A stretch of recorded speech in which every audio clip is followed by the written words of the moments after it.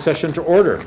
This meeting will be conducted by audio and video conference without a physically present quorum of the Rock Island City Council due to the disaster declaration issued by Governor Pritzker. Because of this order related to COVID-19 health concerns affecting the state and the city, the mayor has determined that an in-person meeting at City Hall with all participants may not be practical or prudent. All the persons and staff may not all be physically present at City Hall due to the disaster, and physical attendance at City Hall may be limited. To participate remotely during the public comment or public hearing portion of this meeting, please join by phone at 1-813-527-0256, PIN 288-859-063#. Thank you very much. Roll call. Alderperson Robinson. Hurt. Gilbert. Present. Swanson. Here. Parker. Here. Poulos. Here. Healy. Here. Mayor Holmes. Here. All right, public comment. Is there anybody for public comment in the room here? Or nothing up there? Virtual, anybody virtually? Public comment. Hearing none? See none? We will move on. Presentation, Mr. Bartels. All right, good evening, council.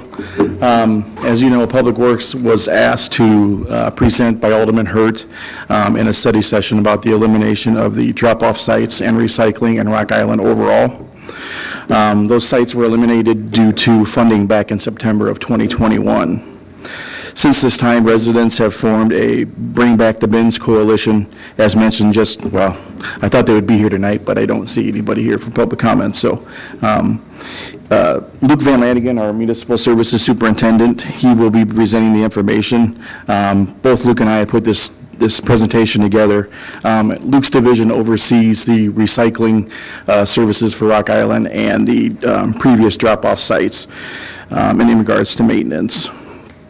I'd like to introduce some bi-state staff that we have here tonight who oversee the RCMA program for the Rock Island County municipalities. We have Denise Bulette here, who's the Executive Director for bi-state, and we have Brandon Melton here as well. He is the Principal Planner from in your title there.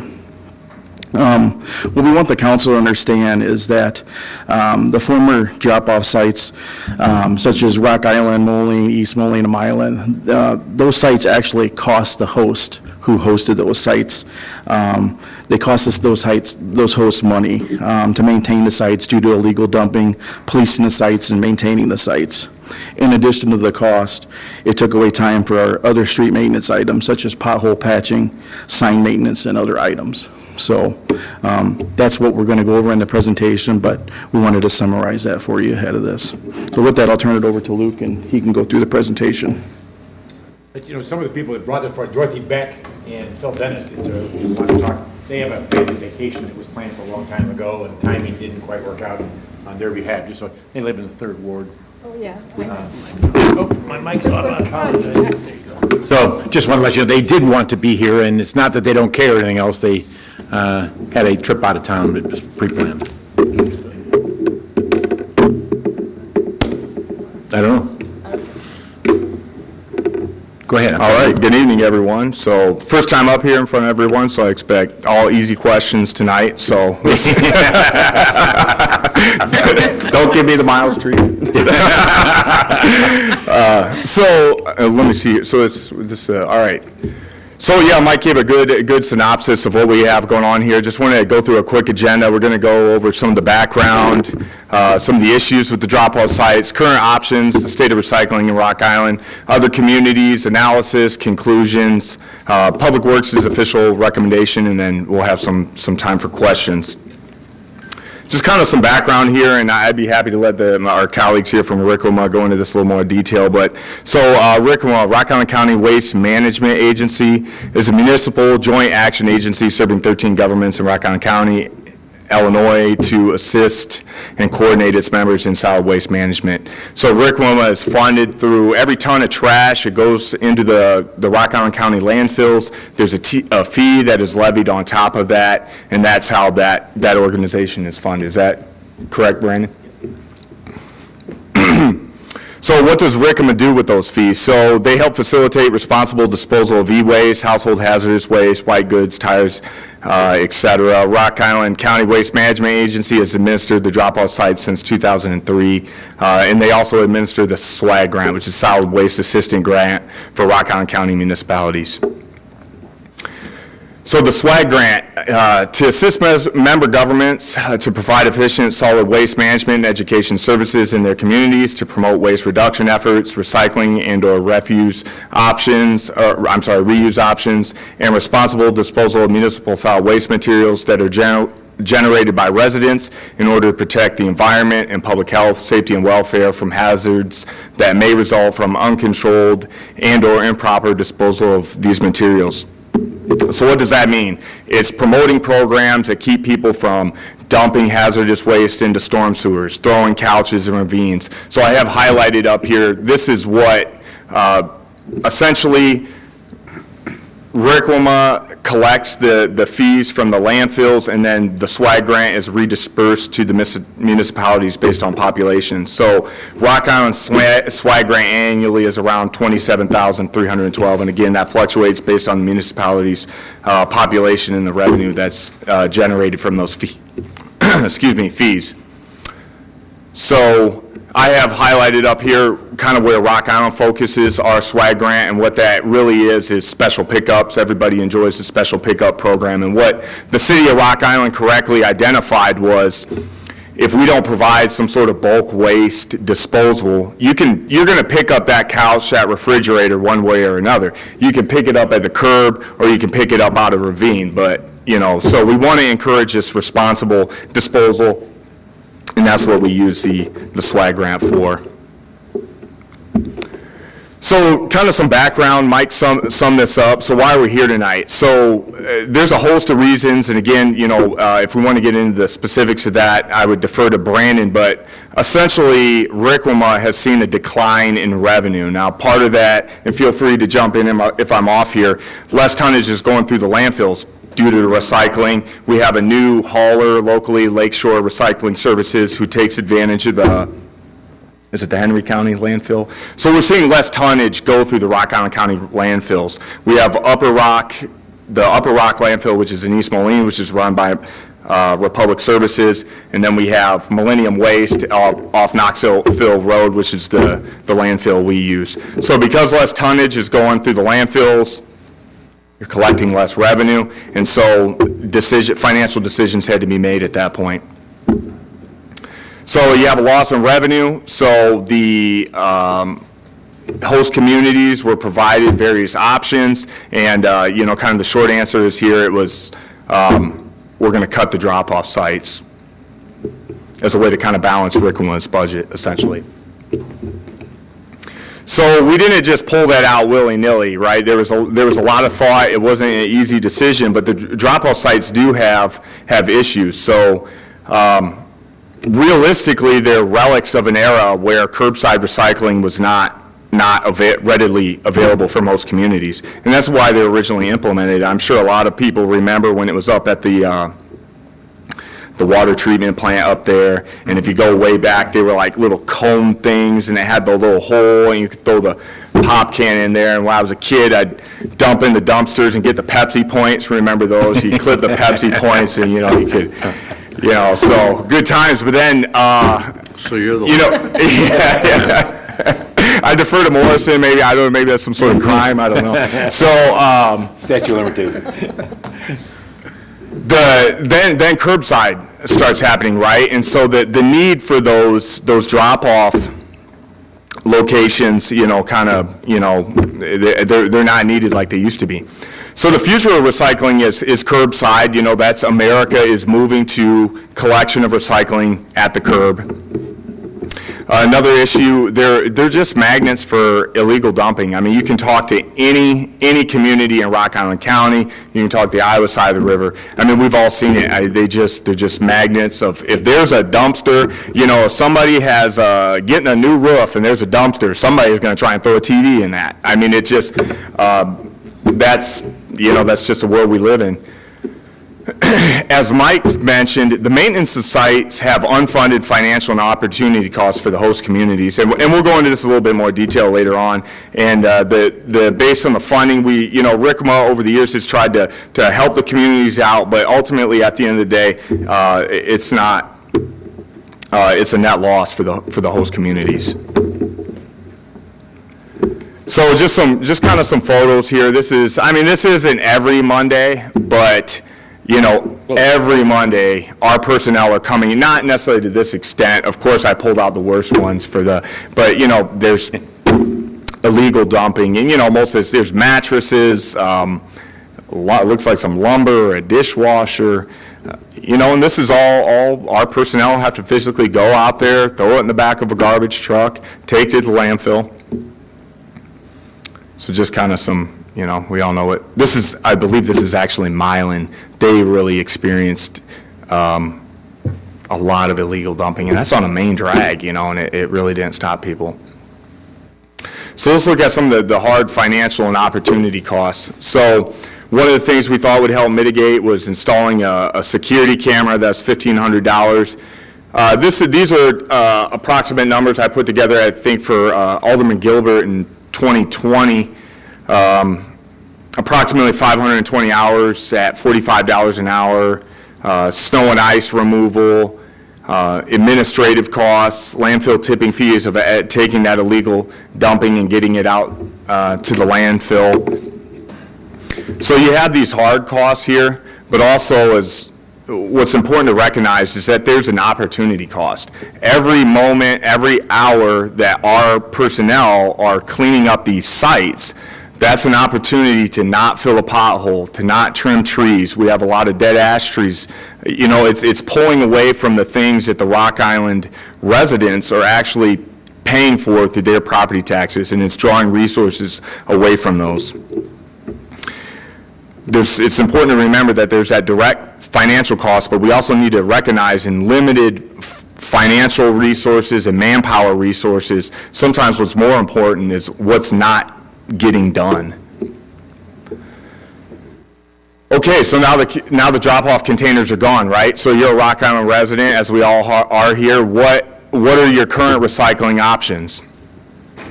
I just want to dispel any rumors or anything anyone might have heard. Curbside recycling is available to all Rock Island residents. It doesn't matter if you're in a condo association, it is available to everyone. I will add a caveat. If your condo association, though, says no to big garbage recycling trucks, but Republic Services, I've got this directly from them, they will service any condo association. However, if the condo association doesn't want them there, they're not going to, drive on that private lane. In Rock Island, curbside is a voluntary program. You sign up for it. There's an added $4.39 a month fee billed quarterly on your utility bill. Every customer has the option for a 65 or 95 gallon cart. Carts are serviced bi-weekly. Any resident may request a second cart at no additional cost. What are our neighboring communities doing? Communities across the United States have switched to curbside collection. This is the trend. That is the trend of recycling in America.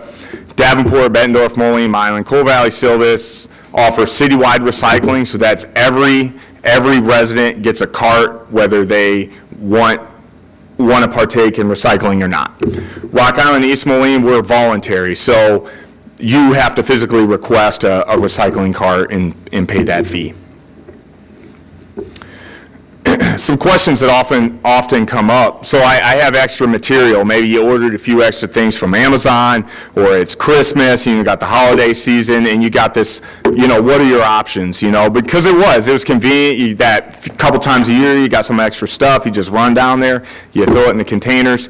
If you find yourself in that situation a lot, I would recommend you just get a second cart. It won't cost you anything. You hold it to the next collection. Recycling is not like a, food or, things that are going to smell. Hopefully people are washing their milk jugs out and stuff before they're recycling, but you can take advantage of one of the remaining drop-off sites. The Iowa side has, the city of Davenport has a facility, Waste Commission of Scott County has a drop-off site, and there is a conversation about Midland Davis and Moline hosting a drop-off site, but that's kind of in the works, right? That's not firm yet.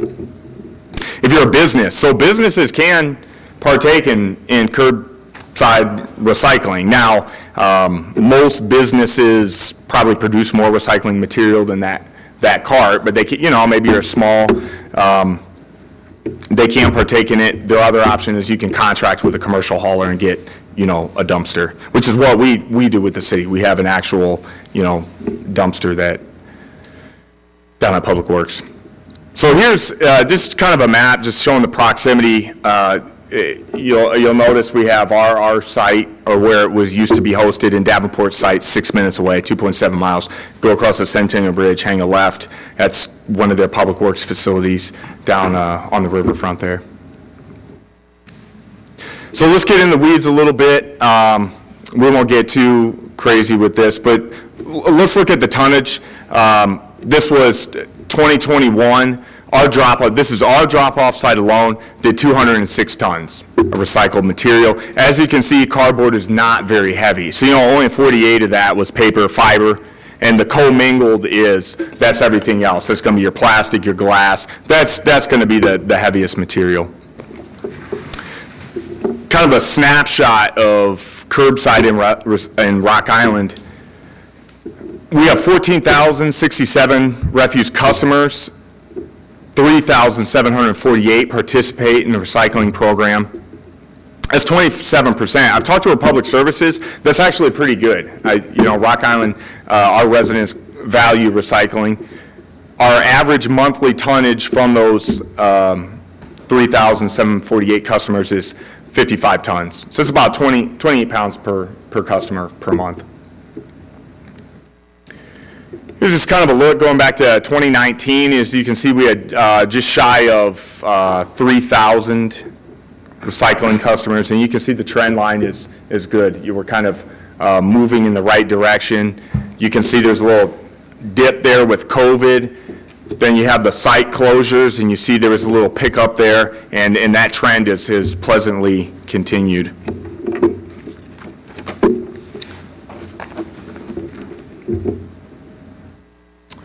So if Rock Island were to replicate what a lot of our neighbors were doing, if we went to a citywide scenario where we provided every resident a recycling cart, whether they wanted to participate or not, this is kind of what that would look like. So we have 10,319 currently non-participating customers. So of those total refuse customers, we have just over 10,000 that do not participate in recycling. When citywide recycling is implemented, you generally see in the Midwest about 80% participation. So that's directly. So Republic Services, who currently has our contract, if they were to model Rock Island and we were to hand all these additional customers carts, you'd see roughly about 80% participation. So if you go through to the math on all that, you're going to generate another 82 tons per month. And that's going to come out to 1,600 tons. If you combine that with our already participating customers, you're going to get about 1,600 tons of material annually. To keep that in perspective, tonnage that goes in the landfill can vary pretty significantly, but we generally budget for around 15,000 tons of trash the city of Rock Island produces annually that goes to the Millennium Waste landfill.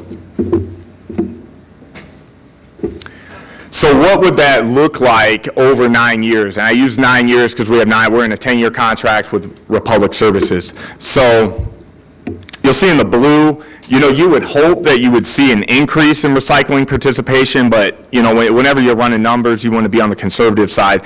So we're just using our current projection of 1,600 tons. So the annual savings and disposal costs. So again, you have the actual disposal rate up there. That's at $13.53. That $3.49 is the fee. Part of that's Rickman's fee. State of Illinois has a fee. Is that right? State of Illinois has a fee on top of there. what you would save annually, year one, year two, 28, and it peaks out at 33,000 in year 2031. That would come out to total over that 9 years, 276,000 comes out to 18 cents per month per customer. Why am I saying? It's very cheap to throw things away. Unfortunately, that is the case. Compared to recycling, just digging a hole and throwing it in a hole is very cheap. So let's compare drop-off sites versus curbside in what we currently offer. So the drop-off site, as I mentioned earlier, does about 206 tons annually. That's 17.19 tons per month. If we kind of project for 2020, we're probably going to see around 670 tons of material, about 55 tons per month average. Again, 3,748 customers as of 4/29 when I put this together. And since the closures of the sites, we've added 236 customers. If you compare that to citywide recycling, again, 206 tons, and you're going to compare that to 1,600 tons. So as you can see, if your goal is to collect more recyclable material, curbside is going to be where it's at. Drop-off centers, just kind of a recap here, the relics of the past. They're programs that were set up when curbside was not readily available here locally. They're magnets for illegal dumping. You have lots of contamination. So the name of the game in recycling is you have to keep the contamination down, right? So those if you have tires and things that are not recyclable materials, I mean, I'm sure people have seen the YouTube videos. They have robots picking out trash and like lines of people and the conveyors going by, and they're picking out all the non-recyclable material. You really got to keep that material clean. And what the haulers, the Republic Services, the Waste Managements, the PDCs of the world, what they've identified is that if you can get that material at people's curbside, that's when you're going to get the cleanest recyclable material and best be able to recycle it. Another thing that we have to consider, those drop-off sites, is anyone can dispose of material in those sites. So in a way, the Rock Island residents are subsidizing disposal for people who may not live in Rock Island, commercial businesses. So as you know, the city's professional staff, we need to ask ourselves is, should we be, if our personnel are supposed to be out filling potholes and they're cleaning up a site for a commercial business to subsidize their disposal of their waste, is that the best use of the taxpayers' resources? And it creates, yes, ma'am. I'm being very rude. I'm going to interrupt you because I think there's two people out in the foyer that are here for the recycling, but I don't think they know they can come in. Sorry. Doors are locked. Sorry, Luke, thank you. Oh, no. Start over. No. No.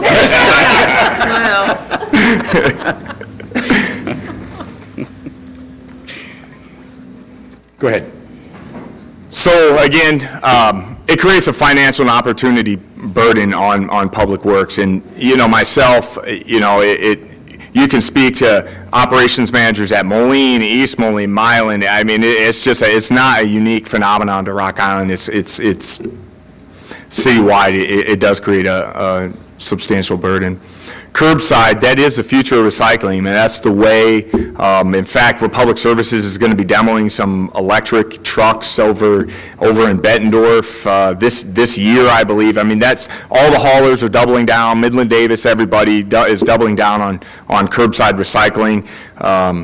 You have limited contamination, you don't have the illegal dumping aspect, there's no you're not indirectly subsidizing commercial or non-residents, there's no additional financial and opportunity costs for Public Works staff, and then keep in mind that your sheer volumes, so our current program will do more in 4 months than the recycling drop-off center does all year. Right? And then if you were to go to a city-wide scenario, 2.5 months. Well, you do it all year at that site down there that's taking your Public Works staff, cleaning up, illegal dumping, you can accomplish that in 2.5 months with a voluntary program, a citywide program. kind of conclusions here, drop-off sites are not the most efficient or progressive form of recycling. I mean, they're just, it's a regressive, policy. I kind of liken it to, I'm sure everybody remembers back in the day, your garbage man would, you have a couple of them in the back of the truck, and you just drag stuff out there, and, if you gave them a Christmas card, you get to throw away a little extra, and then you go to that's Chicago, not Rock Island. That would never happen in Rock Island. But, and then communities switch to the automated trucks, and that's really kind of that's the best metaphor I can think of here. You have the cleanup of illegal dumping, you have administrative time, our administrative staff taking phone calls, snow removal, site security. You're pulling, I'm not going to keep beating the dead horse here, but you're pulling your staff away. The future is clean material at the curbside. So recommendation, let's get to the recommendation here. Public Works does not recommend the return on the drop-off sites. Voluntary curbside recycling is more efficient and has a greater environmental impact. And I say that because we don't recycle because right now at this juncture in America, it's not cheaper than throwing it away. I think everyone in this room hopes that someday it's cheaper to recycle material, and but that's not the reality. It is very cheap in the Midwest to dig a hole and throw it away. So why do people recycle? Because we care about the environment, right? I mean, that's really what it gets down to. So if you want that environmental impact, curbside's where it's at. And if the council wanted to, opt for a citywide recycling, that's certainly a decision that can be made at that level. So I think that's to the question. So, yes, Alderman Gillard? Oh, I just have a quick That's fine. confirmation. I was going to backtrack and let these people speak if they wished about it. I know they were a little late coming and they're public, but they can be after your questions, that's fine. It's a real quick one. So could you confirm again what the price is for curbside recycling? $4.36. $4.39, yes. Per month. Quarterly, right? No, per month. Per month, and it's billed Oh, quarterly. per month? Per month, so roughly Yes. $60 a year. Oh, Yes. okay, Yeah, so it's per month, billed quarterly. okay. Yes. Yeah, because that's right, like on the curbside recycling website page, it's got $52.68 per year. So, and I thought it had said $4. I didn't miss the per monthly. I thought that was billed quarterly. That's your and I was monthly, like, that's what it costs you per month. Okay, Yeah. that's it. Okay, and then, Go ahead, you're before fine, they talk, you're fine. I just want to recap, because that might help with some questions. So, it's basically $60 a month, or $60 a year. Yeah, for give or take, recycling. yep. You can get two of the large recycling bins for free. Yes, that is Picked correct. up every other week. Correct, And yes. we all know that if everybody has a recycling bin, chances are more people will recycle than what they do now, which is throw it in their trash can. Yes. Because my neighbors don't recycle, and they throw their stuff in the trash bin. And then we do offer one free Bulk pickup? bulk pickup? Yes, yes. So you could have 2 large carts, do all of your recycling needs in those 2 large carts, and then for any large bulk items, you get 1 free pickup a year, and if you're smart, you pair up with your neighbors, so you get 2. Right, yeah, yes, And a yes. second bulk pickup is like $25? Yeah, and even a second bulk pickup is It just Okay. costs- so, Yeah. $25, so. That's I mean, exactly. Heck of a deal. Yeah. So, Again, after they have, our audience has had time to talk, I do have a question Okay. for Mr. Bartel. Okay, that's fine. I just, in fairness, and like I say, there's just a few of them, and so, did you come here to speak about the recycling? I don't think we can speak. Yes, we can. If we can, I would like to. Yes, please. Please. You were patient and standing outside, and so, We could be in. that's correct, and that's correct. No, you're fine. I'm Bev Wilt. I live on 43rd Avenue in Rock Island. Can you repeat that? I'm sorry. Bev Wilt. Okay. And the thing that we want to point out is, when we were going to 53rd, that's where we were directed to go. Then someone says along the way, well, they have bins in Centennial Park. We're hearing there are bins on Pine Street. We don't know where these places are necessarily. Are we allowed there? Like I say, we were directed to take our things over to 53rd if we don't put a bin in front of our house. But what needs to be reminded is, when I'm over there, my car takes E15. I'm topping off my tank. Businesses here should have paid attention to that. We go past quite a few gas stations. One of my friends joined Costco because she's going past Costco. Another friend said, Michael's is over there. I stopped at Michael's. We go past, I don't know how many gas stations, several grocery stores. There's a Target over there. We can stop there. We don't have to stop at ours. There are several restaurants. Who Hots is there.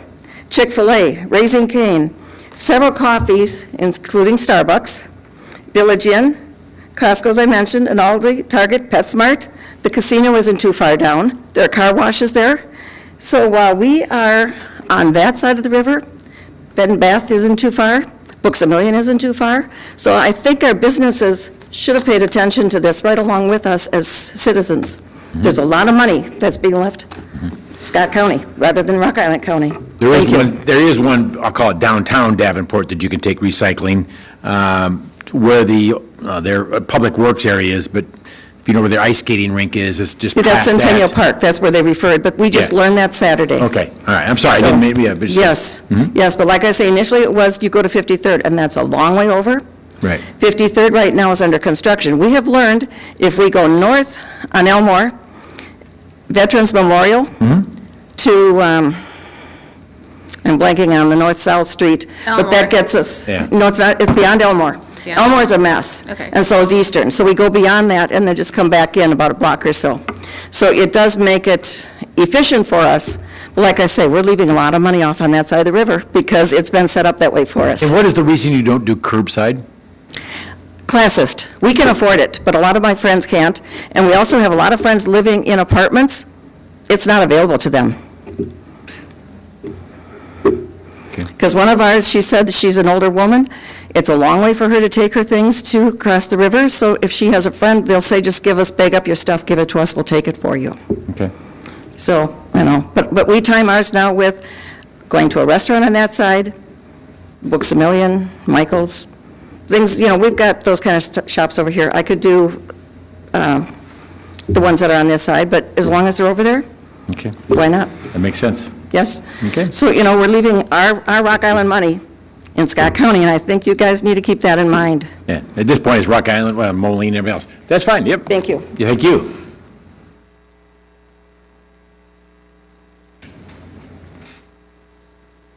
I just have a statistic. Yeah. A third of Rock Island County, Shirley Johnson, I live in Rock Island County. I made 2 trips over to the Centennial drop-off today because a friend of mine and we pick up litter in downtown Rock Island, Yes, you do. just for fun, exercise. Got 13,000 steps today, all right. But anyway, but that's He's the also on our closest. sustainability Yes. commission. But anyhow, the other thing is, I live in Rock Island County. I don't live in town. So it's drive-in, to Davenport for recycling. And we're just asking for one site on the Illinois site. That's all we're asking for. Condo, and Isabel Hansen, she had a editorial in the Davenport paper, and she has no access to recycling, and her condo associations do not have recycling available, Yep. from what I understand. And you don't live in the city limits to be able to get curbside. Exactly. And so if you look at the census and the population, 17% of the people live in condos or multifamily housing, 17% of us live outside, but we all spend money in town. Yes, you do. We're going to, we'll cut this off. Are you here to speak about recycling? Well, I'm the one who lives in the condoplex that Shirley was just speaking about. That's fine. Hi, I'm Lori McCullum. And Can you say that again in the microphone, please? Lori McCullum. Okay. I live out at Hidden Grove Condos. And while I could get curbside, I would have to push it about way far up and down 2 hills to get it out to the curb. So it's impractical to get city curbside. And I've contacted our waste. We have private waste management, and they would give us a recycle bin, but of course you have to pay for that extra, and it would be more than the $4 or $5 a month that if I'd had curbside. So we feel that it would be great if the city could work with Moline and with the private company that's talked about doing some recycling, finding a drop-off site. Even when I had recycle bins in my home in Rock Island, I often used the drop-off center because the bins weren't big enough for the large boxes and breaking down the huge pieces of cardboard and all of that. So I think one of the reasons that they're disliked is, of course, people were misusing it. And that would have to be a problem that would be solved. We understand that that would be an issue. Thank you. Thank you. Appreciate it. Okay. I wanted to backtrack, so I apologize, but it gets everybody's story, and Luke, if I don't know if there's something else, or people have questions of Luke or Mike, or? I have one for Mike. Yes. Mike, do you have the figures, and sorry for bringing this on you without talking to you about it first, but do you have the figures of what it costs per resident out in Coal Valley? I don't, Okay. so I apologize. No, it's I not. can find that out for you. Had I thought about this ahead of time, I would have asked you ahead of time so that you could have had those available for us. Coal Valley just For that, I renewed a apologize. contract with Republic Services last year, and I believe it's more expensive in Coal Valley than it is for Rock Island. Is it mandatory for every It is resident in Coal mandatory. Valley? And that was the reason I was asking that. to see- Citywide. Citywide. Not That's- call it mandatory. Yeah, that's the term that everyone likes to use instead of mandatory. But Rock Island and East Moline are the only voluntary cities left in the Illinois side. I got a question for you. I don't know if you know the answer to this one or not, but does all the stuff when recycled, and whether it makes any difference here, but does it get recycled, or is there sometime the paper market is just of such that the recycling companies don't recycle it? They still haul it to the dump, or the plastic, or whatever?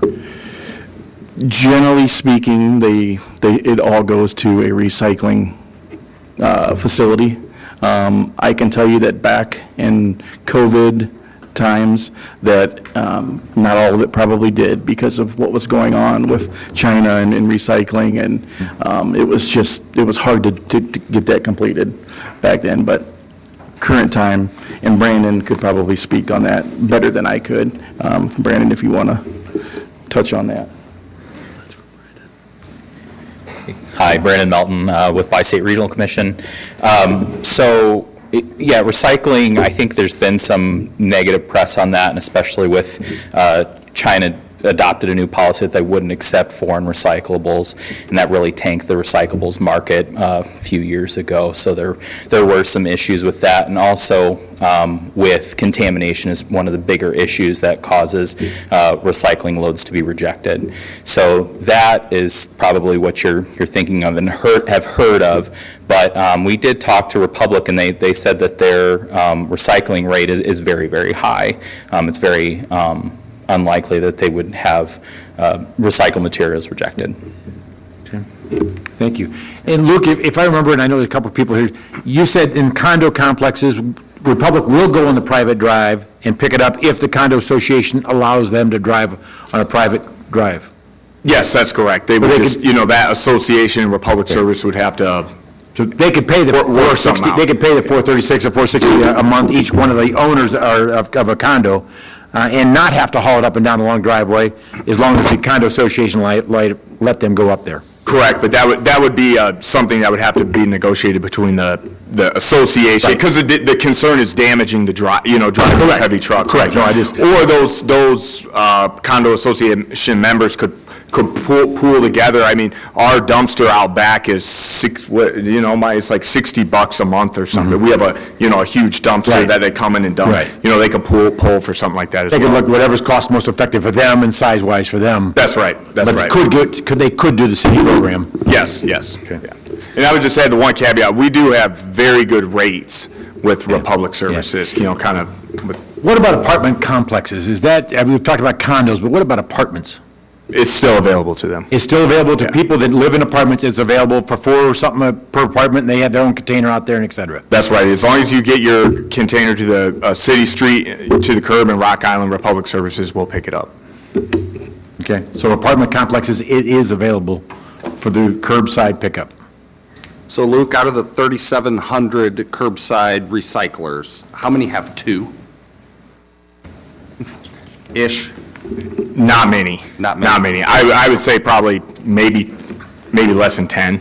You know, most people will just keep that box until the next go-around. But again, it is available. If you want 2 carts, 3 carts, you can get it. There's no additional cost. I've worked with neighbors. I mean, I got to say that, once again, mine's overfilled this month. I go to, actually, Dorothy Beck lives across the street, and I use hers, or the neighbor next to mine, and they use mine, et cetera. We just, until one's full, until they're all full, we do a neighborhood type of situation in ours. I didn't know you could get a second one for free, because we just hold ours over and parcel it out. So has anyone looked into what the cost would be if we had a recycling center that was gated and manned by an employee, and anyone bringing stuff in that shouldn't be there is turned away, and it's locked at the end of whatever the shift is? Because from the pictures I see, there's a lot of stuff being dumped. And I know Goodwill has that issue, Salvation Army has that issue. I mean, they're throwing couches and mattresses and all kinds of stuff that they shouldn't, because it's unmanned and it's a free-for-all there.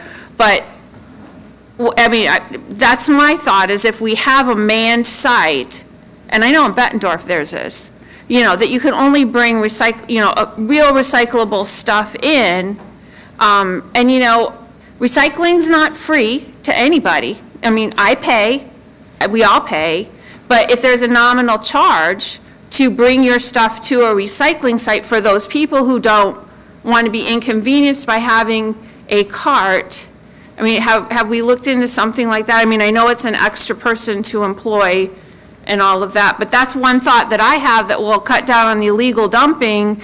And to be honest with you, it is so easy to just do the curbside recycling, and it's $60 a year, but I got to be honest with you, the stuff that's being thrown in the trash can, I mean, it's ridiculous. People will recycle, and our earth will be cleaner for our grandkids by people having a recycling bin there, because they will use it.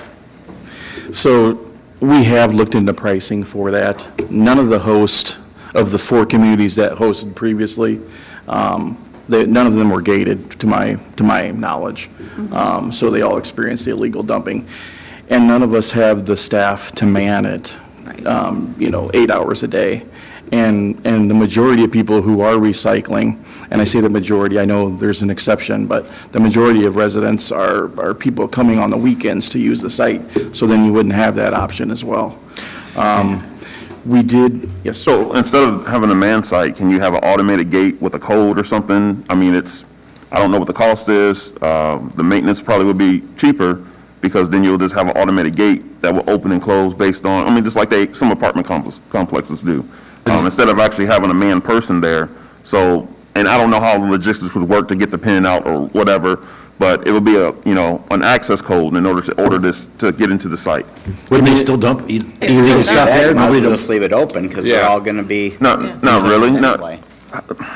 So, I see what you're saying. right, with the gate, one, you have a camera at the gate, so you would know who's going in and out, because I think before, when we attempted to have cameras, you didn't have a point where you can actually get license plate numbers and stuff like that. Correct. So that was an issue. With a controlled access point, you can actually have cameras that will actually capture all angles of the vehicle and whoever's applicants are in the vehicle. So that will save on just anyone coming in. With the access code, you will have a control means of allowing people who have the ability to be there, who should be there, to dump. If that's Rock Island residents or someone who actually pay into this fee, whatever. But something than actually having a person at a gate. We have found, and you're on the right path, that most illegal dumping happens after hours at night. You can't pick them up on the cameras. The majority of it is at late night. We have footage of, big vans and trucks just backing up to them and just throwing the debris off, but we can't see their plates because it's dark. Right. And I say that because I live down the street from one, and I witnessed it numerous times. Anytime it would go, dark, that's when the moving vans will come. And it kind of all comes back to cost. Skates aren't cheap. We're putting one in Public Works. It's $16,000. So that site has big access points, so we would need to install fence. I mean, just off the top of my head, I think we're looking at probably $125,000 to make that site secure to be able to have that option. And then again, you could still experience that during the day while the gates are open. And we would still have a certain amount of illegal dumping and disposing of those materials. But I think we have to at least provide those numbers, so it won't seem like we're just against, providing a site. There's reasoning why we are not having a site currently, because of the dirty trash that is coming in, all the things that are not recyclable that are actually coming in. So if we have a number, this is what it will cost to try to get to this. And if we have enough residents that are willing to participate in that, then we can move forward with something different. Well, and just to go back to the beginning, so these sites weren't, as I know everyone knows, but these sites weren't hosted by the city. They were hosted through Rock Island County Waste Management Association. So we never on our own had the sites. So if we were going to look at bringing something back, and Brandon can touch on this, that's kind of why I came up first, but we have looked into options of hosting a site and what those costs would be. But again, we're going to bear that cost completely on our own, and we don't want to be the only host site, because then you're going to get it from all other communities. And what we experienced, or shown in those photos, could be 4 times the amount of materials. Now, granted, I would hope that wouldn't happen, but it could be a possibility. And so, we are recommending not to bring them back. There is options of an Illinois site, as Shirley had mentioned, about the Midland Davis. We mentioned that as a potential site. That is not totally completed yet, but we believe it's going to be completed as an option for all Rock Island County residents on the Illinois side to use. Granted, it's not as convenient as being in Rock Island, but that site is already set up for that through Midland Davis. They have a gated area, they have, security, they have staff on shift all day to do the maintenance of the sites. It wouldn't cost Rock Island County municipalities money to maintain those sites. So that's kind of the way that other government agencies were hoping to move to. Again, nobody wants to be the only site hosting for those reasons of having to do that maintenance. And there's a lot of liability there. We've had cases of slip and falls during the wintertime at those sites. So again, Brandon, do you want to touch on kind of the cost of what it might look like to bring them back to hosting? Well, and I think too, you have workman's comp issues coming through from people getting hurt, our staff. Have we looked into anything such as like doing away with the free special pickup and charging $50 for any special pickup, and perhaps, like doing away with either the free leaf bags or charging for a tag to go on the leaf bags to help offset mandatory curbside recycling? I mean, there's got to be a trade-off there somewhere. Citywide, not Citywide. Citywide recycling. Okay. We look at that every year as part of the budget process, as far as revenue generators or, expenditure decrease, not having those costs. We've looked at leaf bags. I mean, that's obviously not a popular decision for council to eliminate free leaf bags or the free special pickups. And quite honestly, the free special pickups, if we didn't have that program, like we mentioned earlier, we would see a lot more debris in alleys and piles, just because people have no other option. There is another option, as the drop-off facility at Millennium Waste on the weekends. However, you're going to spend, around $20 to get rid of a pickup truck full of debris. Okay. But you already do pay for, when you're not in the free leaf bag pickup time, you do pay $1 for each bag. There's the ticket that goes with that you pay for. Yeah, just not during the free leaf collection. Yeah, it's correct. That's correct. We go to citywide recycling, right? How are we going to get 10,000 extra cans? We've spoke with Republic Services, because we anticipated that question to come up. They don't see an issue. However, they would not want to implement that if we were to come back with a cost. We already know what the price will be. It's going to be $4.39, just like every other resident pays currently that has voluntary recycling. But they would want to implement that in September or October timeframe to be able to get the carts on hand and get their drivers. I mean, that's a big addition. So they would need additional trucks, additional personnel personnel, but they believe that they could implement that as early as September or October. Well, yeah, we would add $500,000 to their bottom line by charging. Gross, our- not the bottom line, but Well, gross, yeah. It's a lot of money if we decided to charge our residents. I mean, that's bringing in $500,000 extra a year. That's- Yeah, but then again, you're I putting a fee on 10,000 other residents too, whether the council wants to look at doing that or not. Where the drop-off is, there is people that are affected, but not as many. I would just like to say, thank you very much for the presentation. However, I think that there's been a lot of detail left out. I mean, this is the same information that has been presented to us from day one. We understand that staff's recommendation is to not go back to this. However, like has already been said, I would like some information on what would it actually cost to have a secure site like we're talking about, right? What type of cost would it require for personnel if we want to do a manned site? I don't know if we do or not, but I don't have the information. I am in favor of bringing back a site, and I would be fine with it being in Rock Island, even if that's the only site in Rock Island County, presuming our neighboring communities are willing to pitch in and help out as well. And to make sure that we can afford the staff costs, the opportunity, and real expenses that you have described. However, none of that information, whether, I don't know, where's Moline and East Moline on the idea of sharing it? I mean, we don't have the information that we need in order to make a decision. We understand that it's your recommendation to not go back to it, but there's more information that we need in order to make that decision.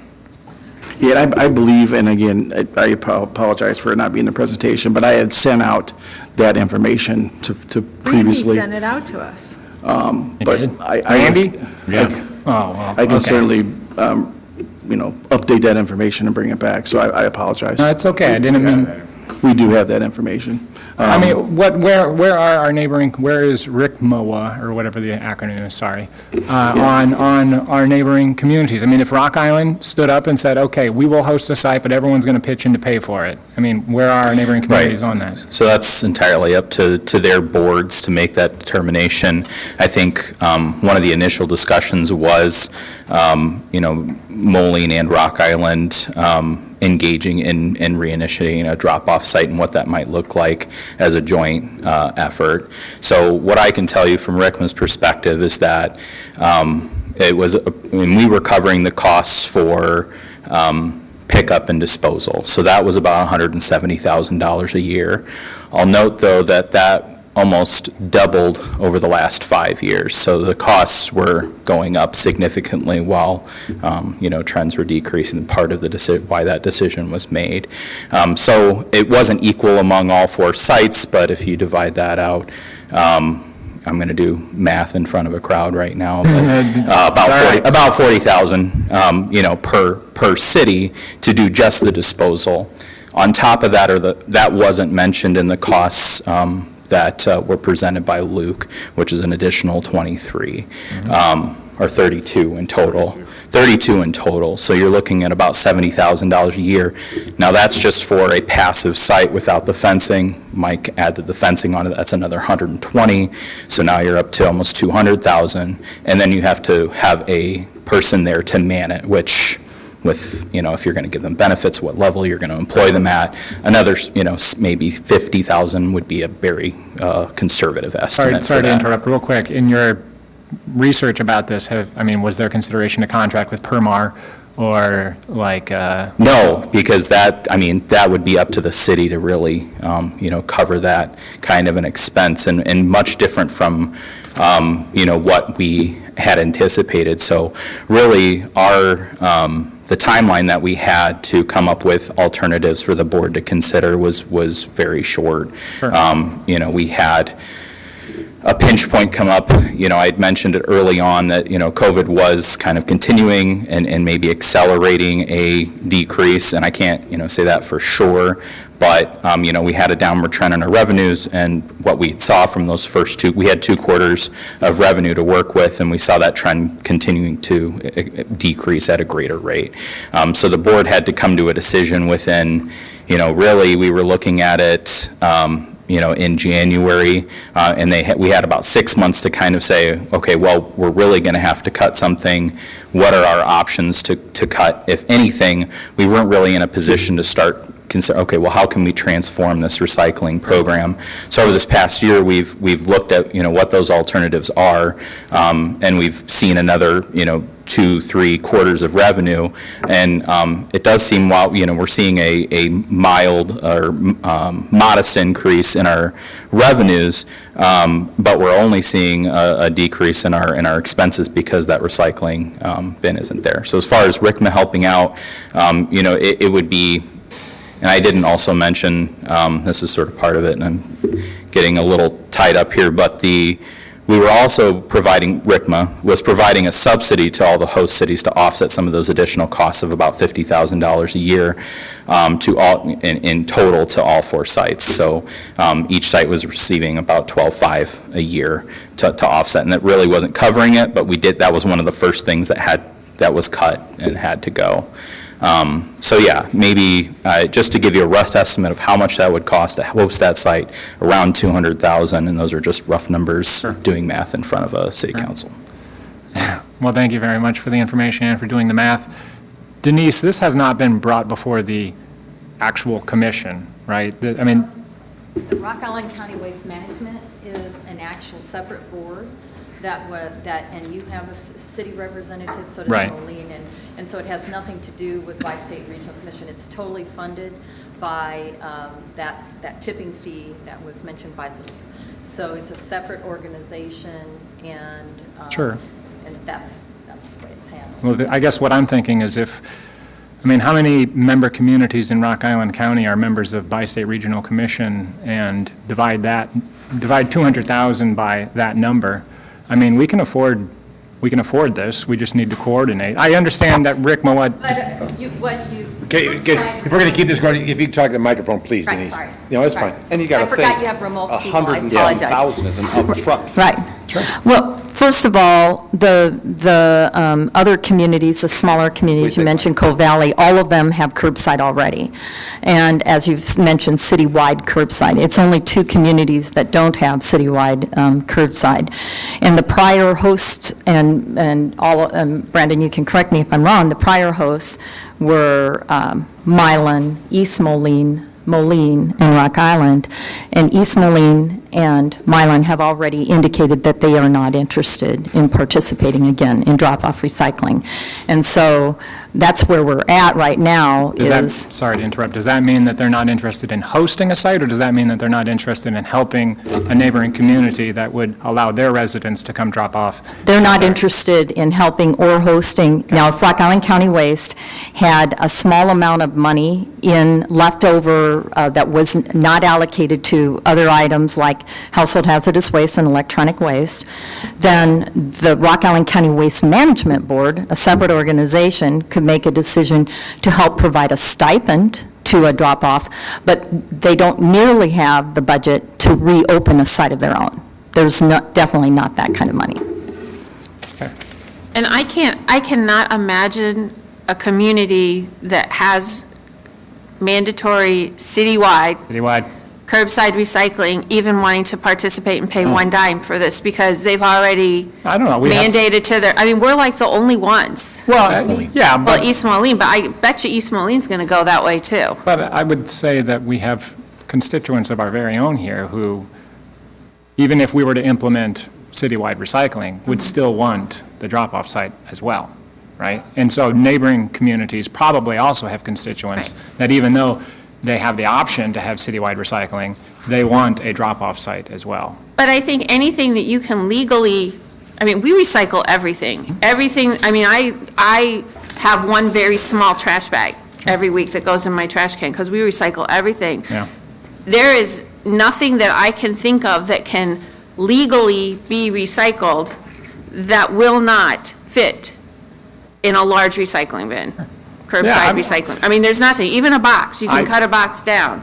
And I guess that's kind of the concern that I have is, if the purpose of recycling is to make our world greener, cleaner, here for our grandkids, then curbside recycling is really the way to go. And I get that there's issues with condos and apartments, but to me, those are issues that can be overcome a whole lot easier and less expensively than opening up a free-for-all dump where you, I mean, there was a dumpster around the corner from my house because they're doing work on a house, and there was a rocking chair in it. I mean, seriously, people abuse it. And that's the problem that we're having. That's why it was shut down, because people abused it. And I did just want to address your sort of thought about those neighboring communities, because that's some of the feedback we did receive, because we have reached out to them about doing a joint purchasing process amongst the communities, and that was some of the feedback that we got from especially the smaller communities, but some of the outlying communities, is that we already have curbside. Why would we want to pay more to have a site in another community? So just that there was some of that feedback, and that was directly from some of our members. I can't give you an exact number, but it was more than one, less than four. Sure. No, that's I've heard the same helpful. thing, in most cities are sort of saying, curbside's the way to go, we're not going to put any money in or, anything besides that.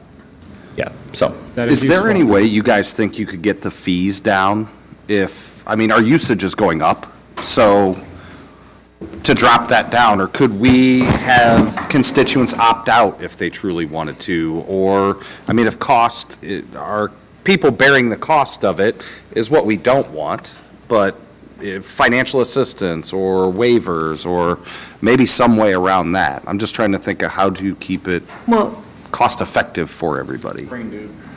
Citywide. What's that? Are you referring to mandatory or? Yeah, citywide. So if we go to citywide, you put out 10,000 new recycle bins, can that $439 a month, because usage is going up, maybe the cost comes down? Is that possible, or they're just saying, boom, this is what it is? So that's a good question. I flat out asked that to Public Services. So keep in mind, we're in year one of a 10-year contract. And when we're Public Services bid, when this contract was awarded, diesel was not $5 a gallon. Yeah. So I can't speak for Republic Services, but I can tell you, if I were a betting person, they would love to have this contract back. Right. Because and you're going at 3% inflation versus, so. I get it. The prices are great, frankly. They fixed that price in for 10 years. Well, yeah, going along with what Alderman Healy said, so we have to remember, in Rock Island, over 20% of our population is living at the poverty level. And even those who are maybe just above it, senior citizens on fixed incomes or whatever, with inflation running, what's the latest, 8%, something?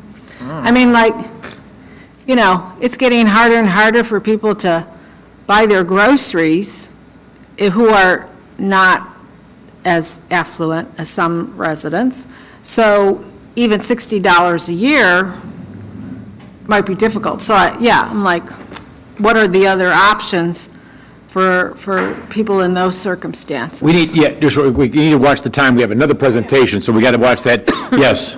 This is good Is conversation. it possible that the SWAG grants could be utilized towards funding for people of lower economic status? And also speaking just about a city where this is impacting the entire county, and it was done in a way that basically nobody was given adequate information. This is all water over the But we can't take on the whole responsibility of the county. Exactly. And so, and a lot of those small communities in the county don't want to take it on again either. I understand that. But So- I'm asking about the SWAG grants, which Yeah. were given up. Yeah. Yeah, so Recycling was. Right. So SWAG grants were touched on by Luke, but it is a discretionary program to each member government that's based on a formula on population to each government. So they can do whatever they like to do with that funding as long as it relates to any kind of solid waste, including recycling. So to answer audience question, that Rock Island could choose to use that to subsidize lower-income individuals if they were to choose to do that. But that again that would also affect the special pickups that we use it for. So it's kind of a give and take on what we choose to use. The funding we receive through WICMA has been reduced since we initially started. We used to receive around $29,000 approximately. It's been reduced down to $27,000. So it's not increasing. And again, we showed the cost in the presentation. The cost for us to maintain the site, we pay more to maintain the site than we receive in WICMA dollars. So we're already upside down. The swag, getting rid of free pickups for large stuff and everything else could be more devastating than even recycling, because that stuff goes into the ravines, couches, and all that stuff. Pardon? I know, it's all important. That's exactly, but there's not enough money to go around. What time did this study group start? 5 o'clock. Supposed to be 5:30? No, 5 o'clock. 5. So do we have numbers on how many second pickups people have? We can get those very quickly. Because, I mean, if. It's not very many. It's not very many, okay, No. because I was going to say, if we charged more for the second pickup, it might help offset it, but if there's not that many. I think we do, and Luke runs those numbers yearly, but we do about 2,400 special pickups a year. Give or take. It's on the monthly. It's on the monthly Yeah, so you report. just times that by 12. It's pretty consistent. It drops off a little bit in the colder months, but. Okay. Yeah. But it's probably less than 100 additional special, or paid special pickups a year. I'm just trying to figure out how do we generate extra, I mean, yeah, you can get rid of the free leaf pickup, and that's going to save a lot of money. The problem is, the people who do the free leaf pickup and pick up their leaves are the same people who are recycling, so then they get double dinged for being responsible human beings for our earth. That's right, because that affects the storm drains, treating the water to going back in and everything else. We do have to start closing this up. One quick question to the microphone. Scott County is able to do that Centennial site that I dropped off recycling at twice Right. today. It's clean, it's next to the Public Works. So if some city would plop it next to their Public Works or Midland, whoever, they don't have any problem with furniture. I mean, it was clean, the bins were full. Right. I was there. It's because someone's there, and that's what at this point, Midland they're looking at that program. No commitment, but it would be Midland's operating hours, quote, we'll call it 8 to 5, it could be a little different than that, with somebody there and everything else that would help control that. So that is a possibility out there, that location would be a drop-off site for people in Rock Island County, if that comes to fruition with, I don't know if Moline or who's working with that, but, so that is a possibility, and it's still in action. Okay, so do I understand it correctly that we have three options here, right?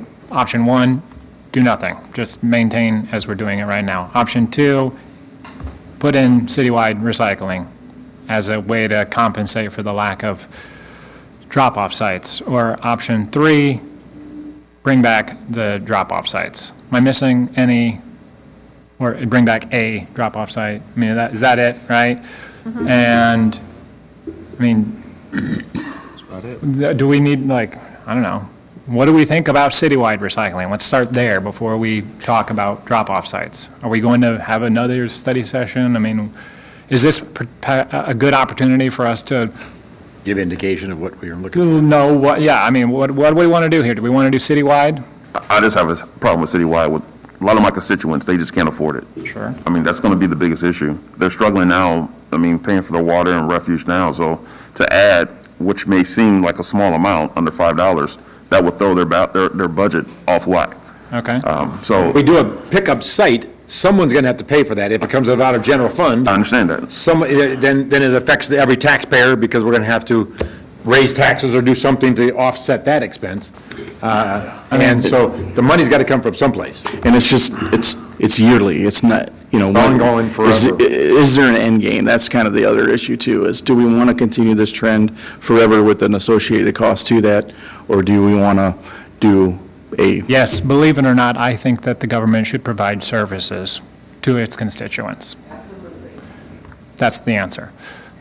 So, I guess option three is bringing back the sites, which, yes, would require general fund funding. I mean, unless we think we can squeeze water out of a stone with leaf bags or something like that, but I don't think we can. So refuse is an enterprise fund, it's funded with enterprise dollars, so no general fund dollars really go to. Well, general fund dollars do fund other aspects of public works, right? Yard waste is an enterprise fund with the leaf bag purchases, so it is all Increase the in one. the garbage collection fee, that kind of No, water. why couldn't you just increase the general fund like we do for pothole filling, right?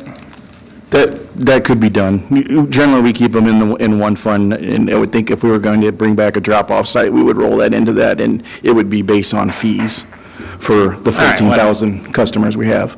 It's half a dozen, whatever that phrase is, right? Yeah, Thanks. 6 of one, half a dozen the other. Thank you very much. I understood what you were saying. I mean, we just need some direction here. I'm fine with either, frankly, 2 or 3, but I don't know what everyone else's opinions are.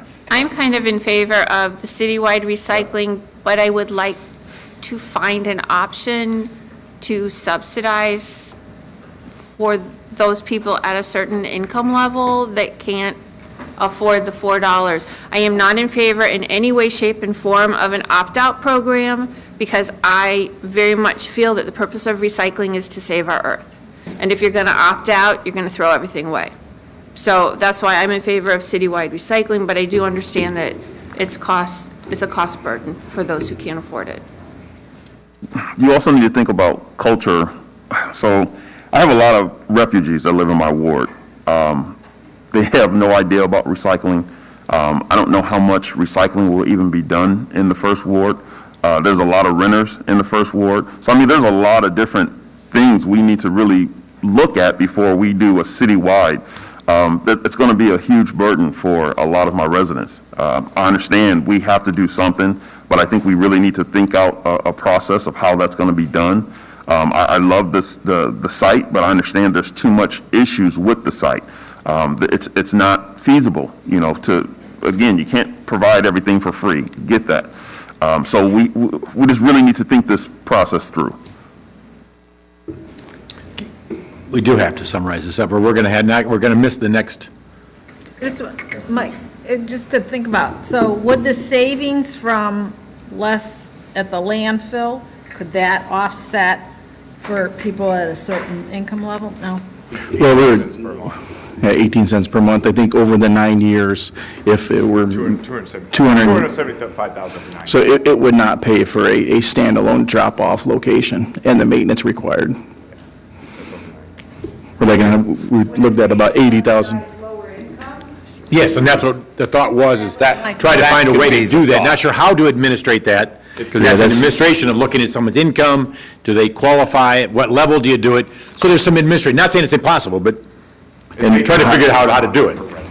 Cost too. And we would need to reach out to other communities who have that sort of thing, and see how they manage that and how they update that program to continue the change. Well, I'd like to ask that you do that and get back to the council on that, on what, kind of doing a survey, I suppose, and see what other communities are doing regarding that. I don't believe any locally do, but we will certainly check.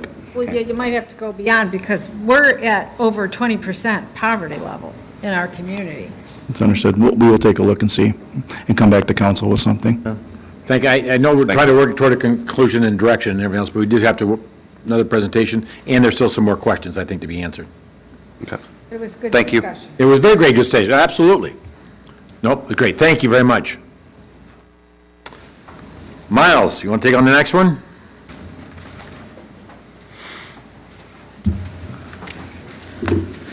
Talk fast. I was going to say, I was hoping that I could have a discussion with all of you, but we may not have as much time as I was hoping for. So I just want to preface this by saying that if we don't get through a discussion tonight, there isn't a rush on this topic, so we can continue to talk about it for as long as is needed. So, what's the background on this potential land donation to the city? What am I talking about?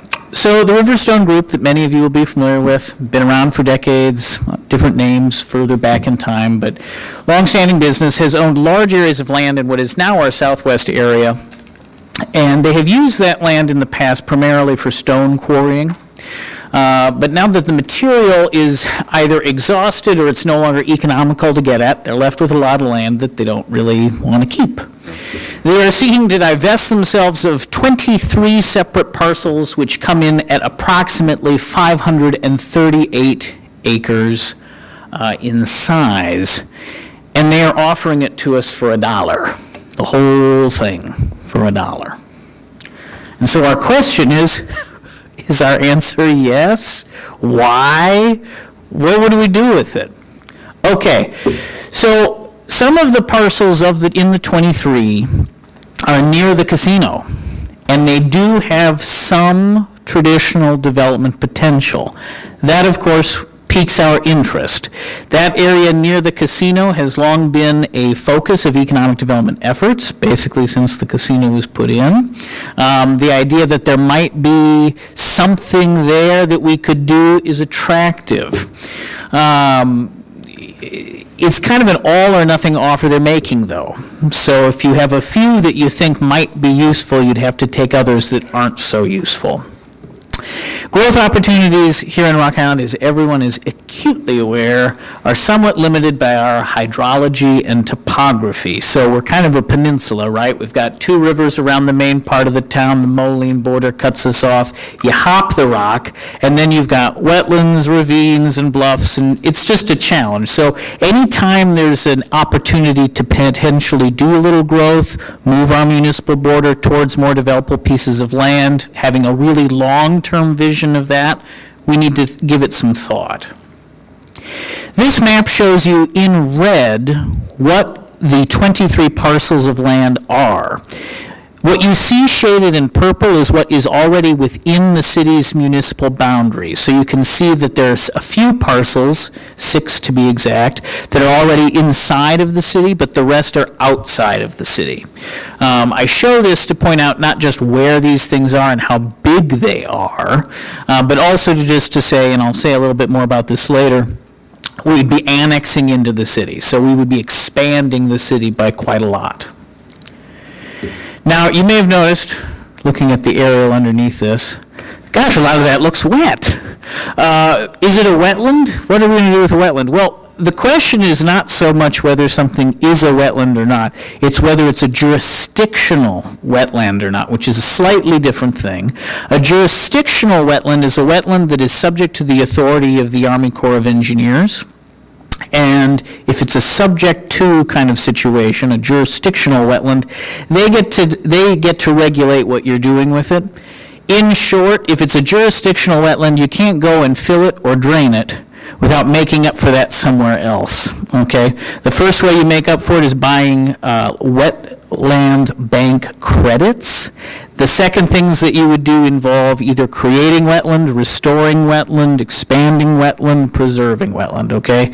So if it's a jurisdictional wetland, to really sum it up, you don't got much you can do with it, okay? We've been talking to a whole bunch of experts with the Army Corps, Fish and Wildlife Service, the EPA, to get information to talk to you tonight. And they all pretty much said the same thing looking at that map that I just showed you. Chances are good most of that is jurisdictional wetland, okay? But in order to really know, you have to do some site investigation work. Site investigation work involves a collection of different things. You're looking at the hydrology, the soil types, the plant species, the animal species, the topography, the drainage. All of these different factors have to be layered atop each other and submitted to the Corps, and then the Corps makes a ruling as to whether it's jurisdictional or not. So when I show you an image like this, which is showing you different types of wetland environments extrapolated out by the DNR using aerial photography, it can give you clues about what might be a jurisdictional wetland, but it is not accurate enough to be sure. But it's important when you're looking at this, and it doesn't show up too well in this projection, so if you look at the slides on your computer, you might see, like this area near the casino here, freshland emergent wetland, different than, say, out here where it's forested, okay? A wetland emergent environment is more or less an area of ponding, okay? That might not be jurisdictional. We would have to investigate it to be sure. The land right across from the casino that you've all probably driven past many, many times, you'll notice it's never wet. It's high and dry, good deal of the time, has an access road to it. That is an attractive site right across from the casino. The chances are that it's jurisdictional wetland is much lower, because of what we can see and what data we do have. A site investigation would make sure, perhaps edges of it are jurisdictional, but that's a site of great interest. Now, if we were to accept this donation, all 23 parcels, what would we do with those parts that are either wetland in a general sense or wetland jurisdictionally? What exactly would our options be? Well, a little ways off towards the Mississippi, there are two very large parcels currently owned by U.S. Fish and Wildlife, and they basically use them as open reserves. People go and hunt on them, people kayak through them, nature lives in them, and we have actually had a brief conversation with them. They have a real estate team, and the subject was broached, would you ever be interested in accepting a donation from the city of these to add to your reserve?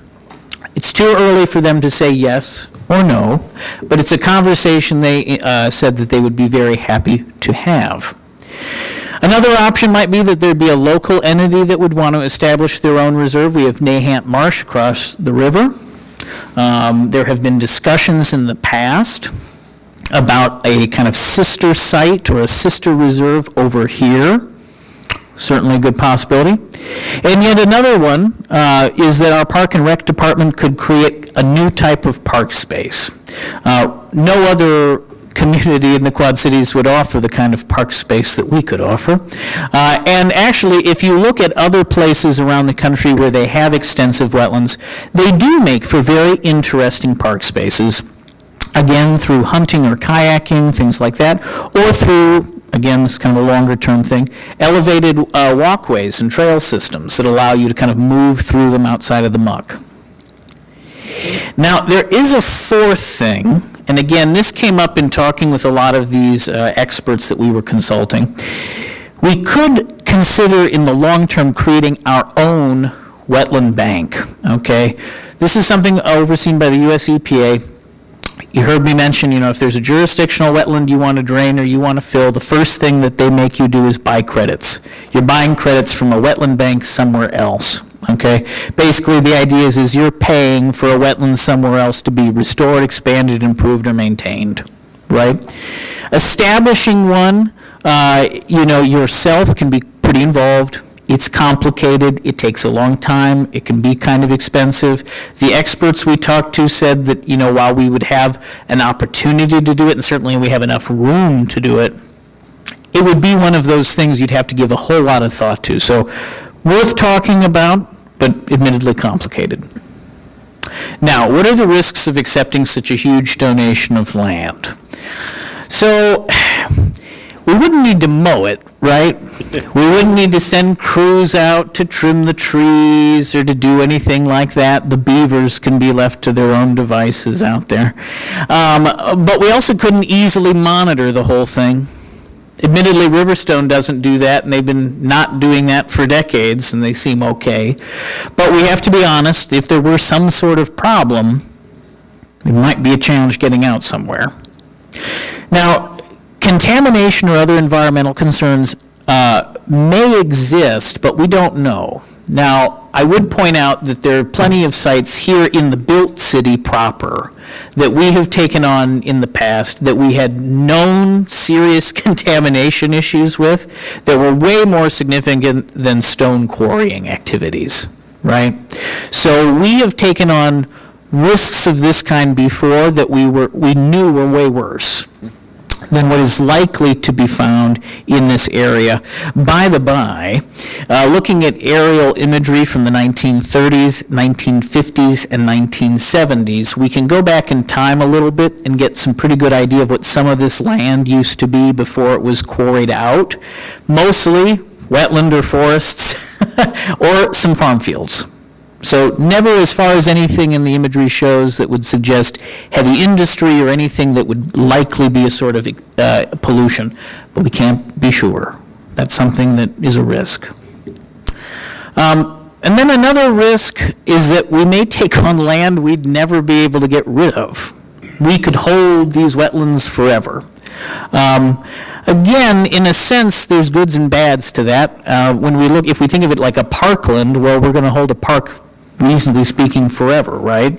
Also, it might be land because of what it is and the sensitivity of it, that reasonably speaking, the city or some government agency should probably be the forever owner of. So it's a risk insofar as we might be stuck with something, but then again, maybe we're the right people to be stuck with it. I got a very good question from a council member about the potential loss of tax revenues. They pointed out that the 6 parcels that are in the city now do generate property taxes, and if we took possession of them, they would no longer be generating those tax revenues. I went ahead and worked with the assessor to figure out what that revenue in the last cycle was. For those 6 parcels, despite their huge size, it's only about $5,000 that we're talking about. I would point out one of them happens to have a much lower tax revenue generating capacity than the others. That's just because it's in what we were calling the Jumers TIF. We can now call it the casino TIF or whatever. So just something to think about there. Now, if the council wanted to accept this donation of 23 parcels, and again, it's a donation in name only, it's still technically a sale, just for $1, so it's a cheap sale. These would be the steps that we would take. So you all saw in the internal memo I sent a copy of the agreement that has been drafted by Riverstone's attorneys. We would just need to execute that agreement and accept ownership of the land. Immediately thereafter, we would need to annex those properties. That's pretty straightforward when the city owns the land, so we would basically be passing an ordinance.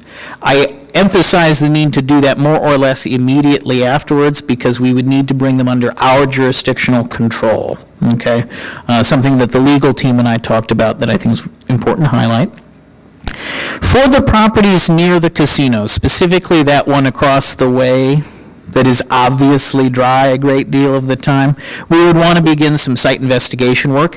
That happens to be a TIF-eligible expense, so we do in fact have the funds available to carry out those site investigations, and we do have some cost estimates for what that would look like.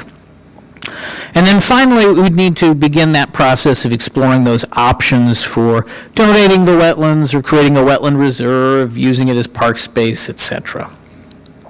So to summarize, this is a really complex proposal which involves a lot of risks, but there are some rewards that make it well worth our time to talk about. There isn't so much more research, though, that staff can do at this point unless we were to move forward with doing those site investigations. We've spoken to all the agency partners we can think to talk about. We've been actually reviewing this for a number of months now to make sure we kind of looked at everything we could look at, but at this point, unless we're going to put money down to bring in some engineers to look at stuff, there might not be more we can collect. Obviously, Riverstone would like an answer sooner rather than later. They're tax burdened by these properties, though admittedly not very much if the other numbers I ran are a hint. We're in no rush. There's no great pending thing that we need to move on. And I would advise the council that real careful deliberation is required here. This would be the largest expansion of the city in decades, okay? We haven't annexed anything for about 20 years, and that annexation was nowhere near as big, okay? So I want to make sure that the council thinks carefully about this and weighs the pros and cons, and I am happy at this point with what time remains to take any questions you may have. Just to clarify, the expenses to investigate farther are TIF eligible, and Correct. there is money in the TIF. Correct. To be able to handle that. Correct. And can only be spent out there anyway. But only for certain parcels? Well, we certainly couldn't do site investigations for all of them. There's not sufficient funds for that. But those parcels, which I was kind of pointing out, the one across the way, and those that are directly to the south of the casino in that more emergent wetland area, there would be sufficient funds for that. Have we reached out to Jeff Craver at the Rock Island County Forest Preserve? The Forest Preserve is probably the only entity we didn't talk to, though we'd be happy to do so. He might be a good resource for being able to, one, look at the wetland areas, and, I mean, I don't know if they would be interested in expanding anything, or... Sure. But I think they would be a good resource. And again, a large amount of that wetland that we're looking at appears to be forested wetland, which, by the way, is like the highest grade of wetland available. So when the Corps is looking at it, they kind of rank them from that emergent to shrub to tree wetland types. So the more valuable your credits might be if you're buying out of a wetland bank, so 1, 2, 3 in order. Question about the area southwest of 280 and 92. Do we have a big liability if we would take that area there as far as recreational people going out there and doing something that they ought not and get themselves into trouble?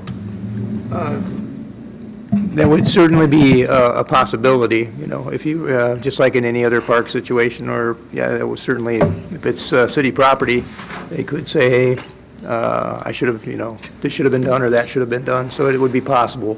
You can't rule that out. Okay.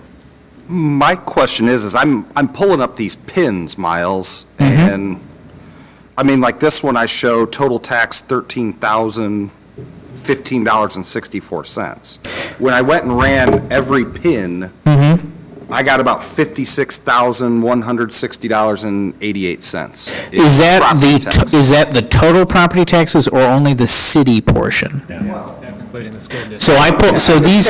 But we have to look at overall, taking away from the community on a land that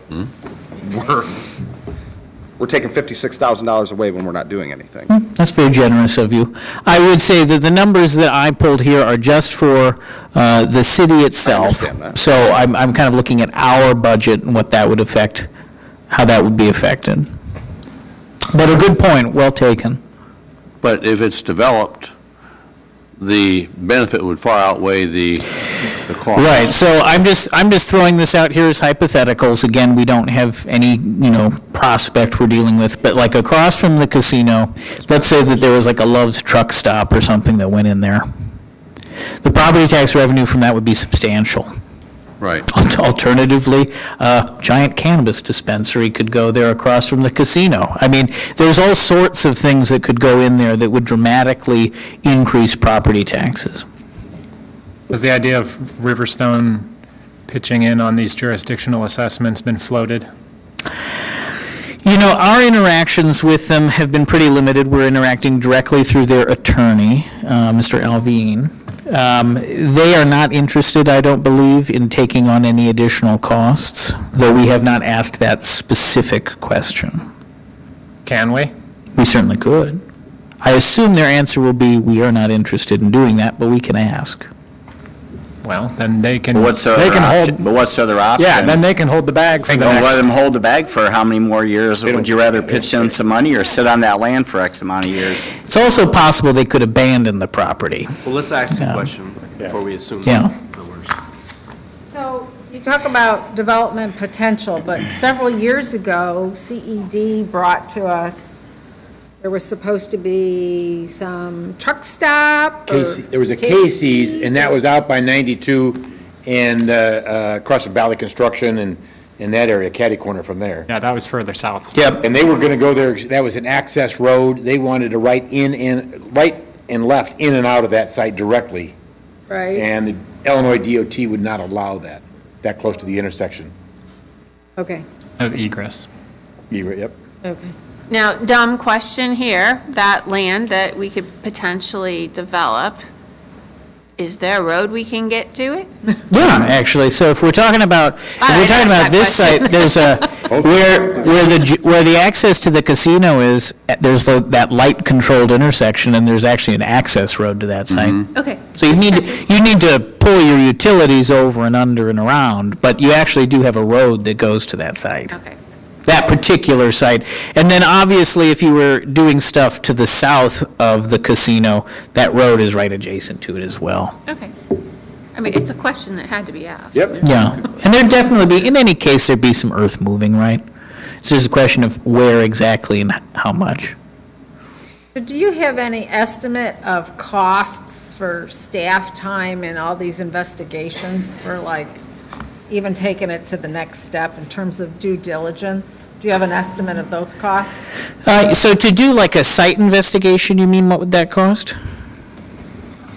Well, just like, okay, so we don't know enough. If we wanted to proceed, that's a big if. What would be an estimate of costs? Do all the site investigations, the staff time, and figure out if it's even worth doing or not?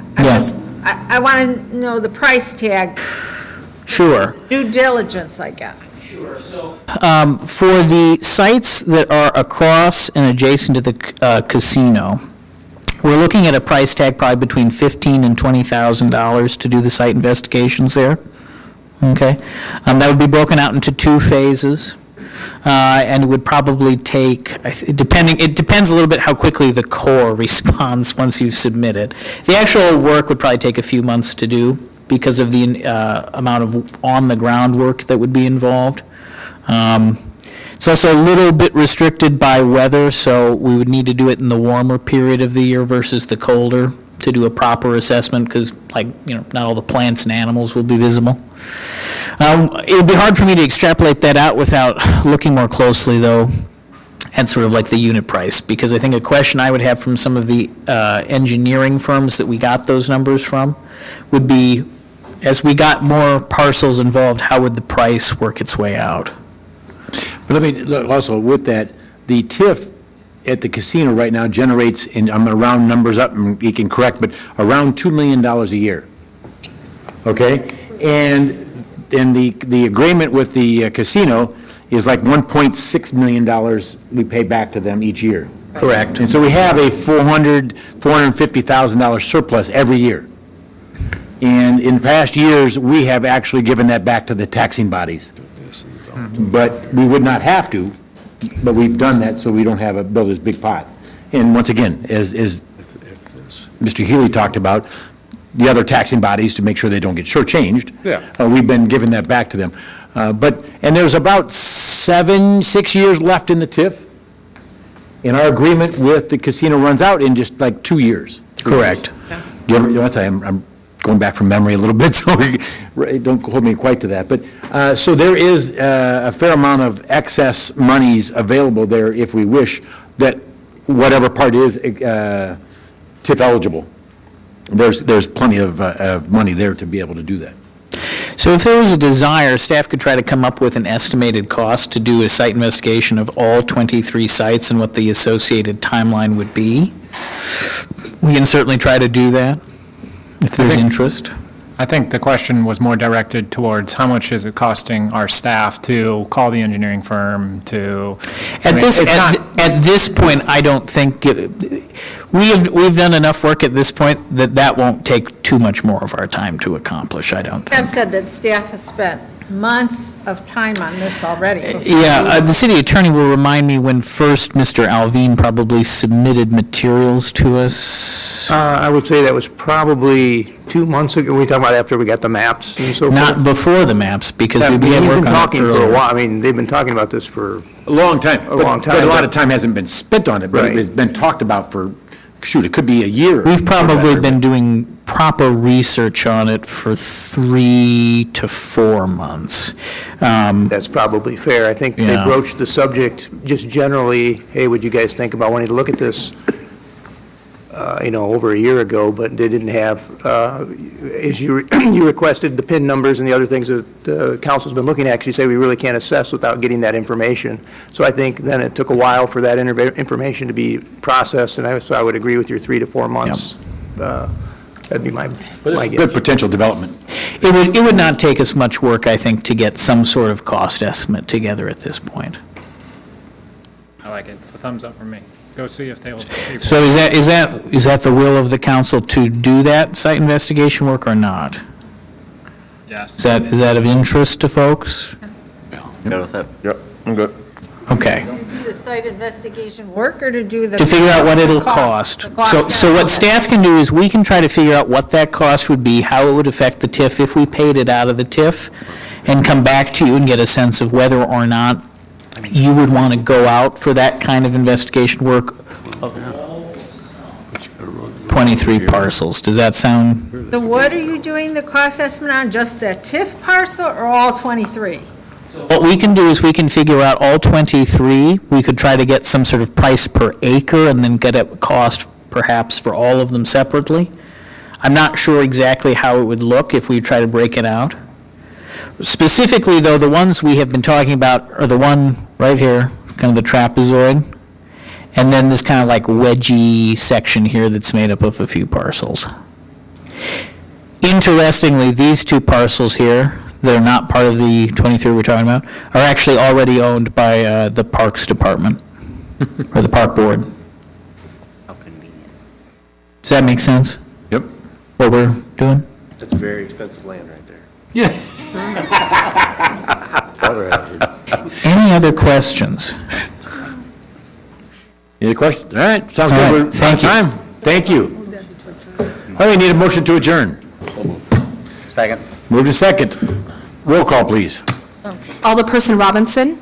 Aye. Hurt? Yes. Gilbert? Aye. Swanson? Aye. Parker? Aye. Pulis? Aye. And Healy? Aye. Thank you.